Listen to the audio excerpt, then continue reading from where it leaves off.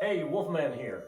The wife requested a potting bench, so I got a potting bench. Got one from World Market, had to order it, special order.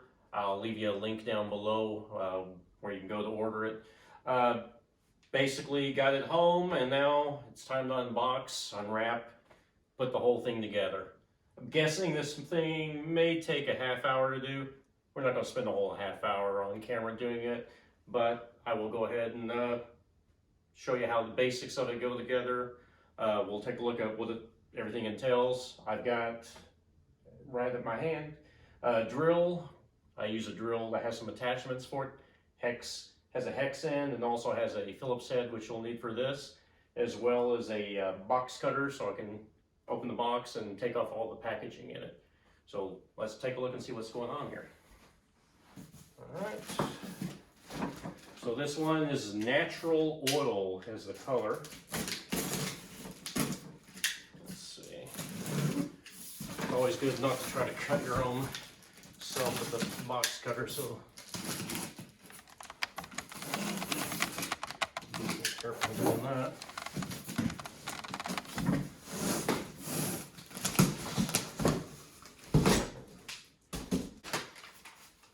Package contains hardware. Instructions, do not discard. All right.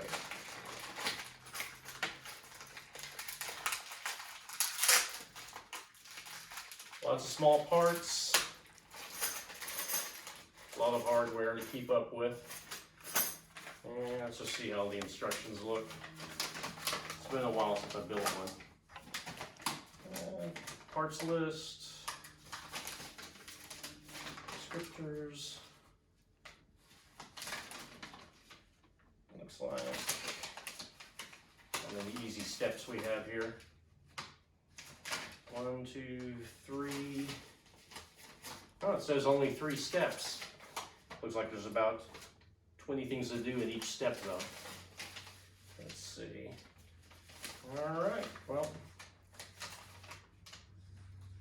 So I can flip to the first one.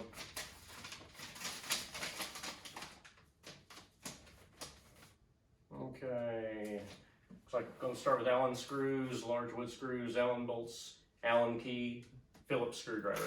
So these typically do come with a tool, so you don't have to use your own tools to build these.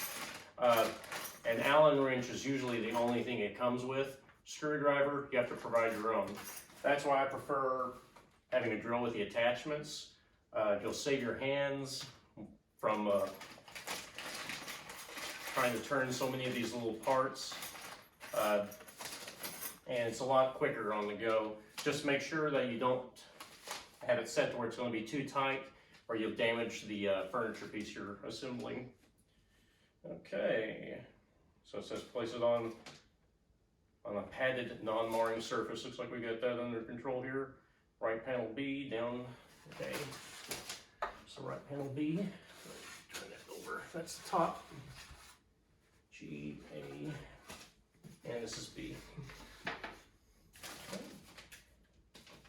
That's right. G, it's right panel B. Okay. And I'll bring up the instructions here. If it's, I don't know if it's visible or not, but this is what it looks like. All in English. Fairly simple, clean drawing of each step of the way you go. So this right here, it's going to require several small parts using an Allen key, wood screws, and all of the like. So this is the first one I'm going to start with. Oh, hey, Wink. That was Wink, the kitty cat. And typically I will just empty out all my hardware, kind of separate it out as well, make things easier to find. Since I have this little bucket here that goes with it, I can drop some of the items in that I won't be needing immediately. separate out screws and bolts. Allen wrench. Okay, I went ahead also and checked my parts, make sure everything is there as well as each piece of hardware. Just in case, you never know when something might be missing, and then you have to end up calling for parts or whatever. Okay, so the first thing, I've already kind of read through the instructions a bit, so I've kind of a little heads up of what's supposed to go here and there. And some of these are pre-drilled, so there shouldn't be much problem just using your drill to screw in each part.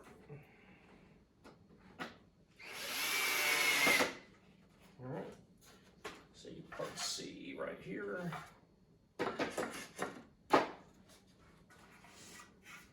Let's see, I think I got that upside down. Yep.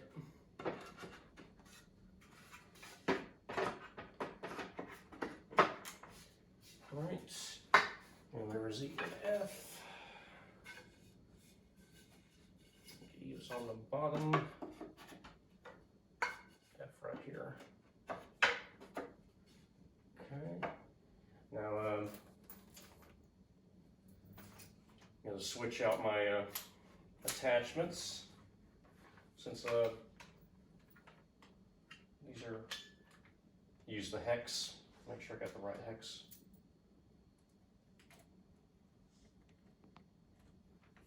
Got to get a different hex head. We'll go ahead and secure the hex screws.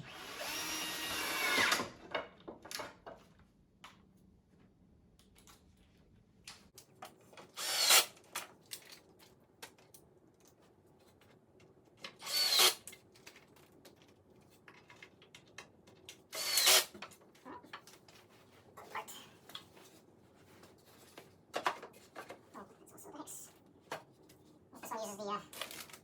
bolts on the bottom. Just double check that.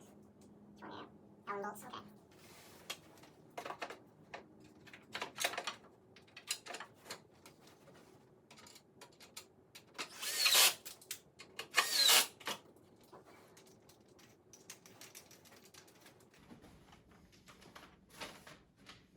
All right. Okay, everything looks complete there. On to step 2. Moving right along.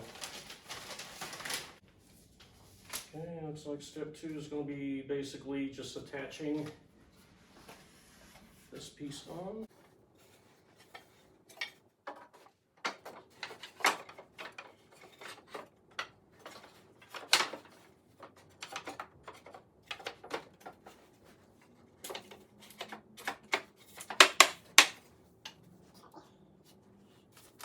Few pieces to go in part D. Make sure I didn't skip part D. Must be in step 3, part D. Yeah, part D will go up here on that. Okay, so now it's just down to attaching these.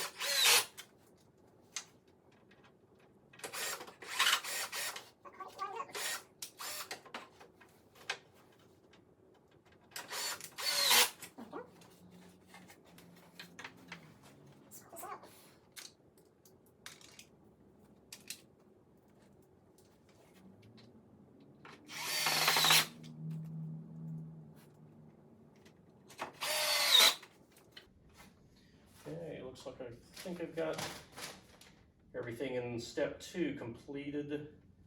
Just double check. Okay.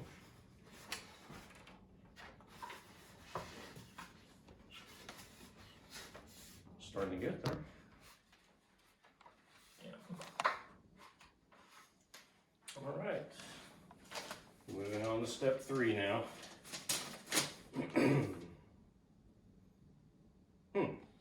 I screwed up. I didn't follow instructions. Using a second person to assist you, turn the assembly from step 2 upright as shown. Well, I skipped over that bit. Hopefully it doesn't damage anything. But if you need a second person when you're putting it together, definitely should ask for assistance. Let's see. Now, next part is putting angle brackets on. And all these are pre-drilled. Let's see. I'm trying to remember how these go on here. If I'm remembering correctly, this is the part of the whole thing that's the biggest pain, is getting these little brackets in.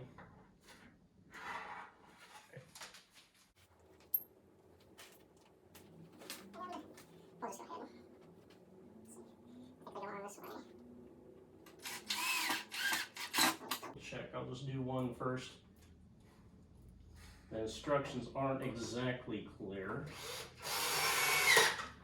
because basically these are supposed to, once you put those on, they will secure that. Yeah, that's exactly how they go. So make sure these are facing upwards when you attach them.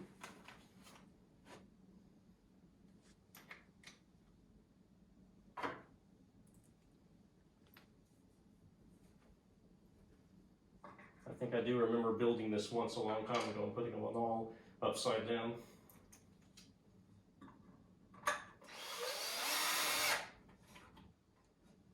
Hilarity ensued when I had to take the whole thing apart and start over.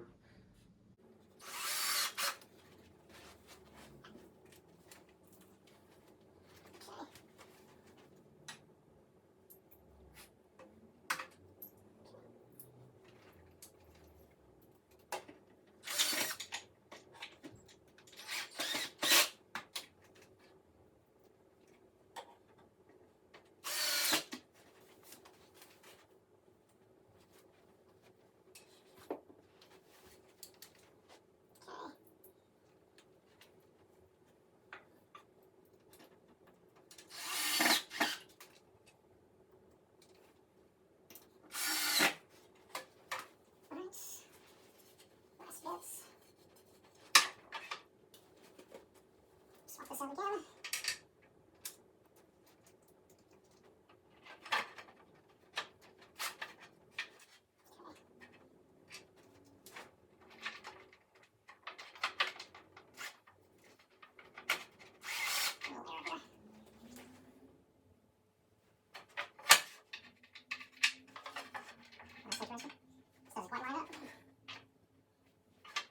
Okay, I had to make a little adjustment and did it off camera, not to waste a lot of time, but I had to loosen this and then retighten it because it was not set up where it would line up, so I could get these bolts in with the holes. So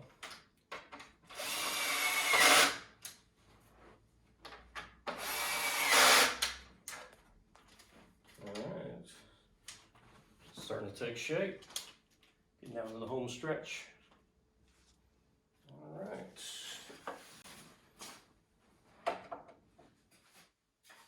top on. Now remember where those brackets were. Lay that on top of there.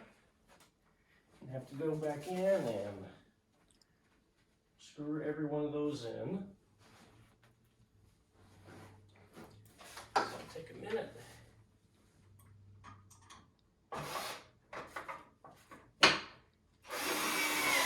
And like I said, this is why you want to use the power tool rather than just a handheld regular old Phillips head. That would cut down on your assembly time for sure.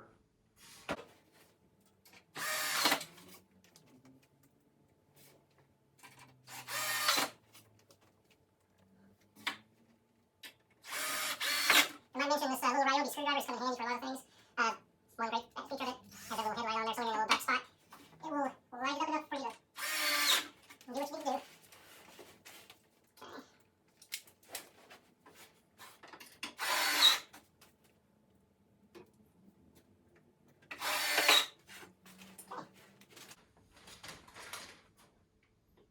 Okay. I should have put those on the other way around, but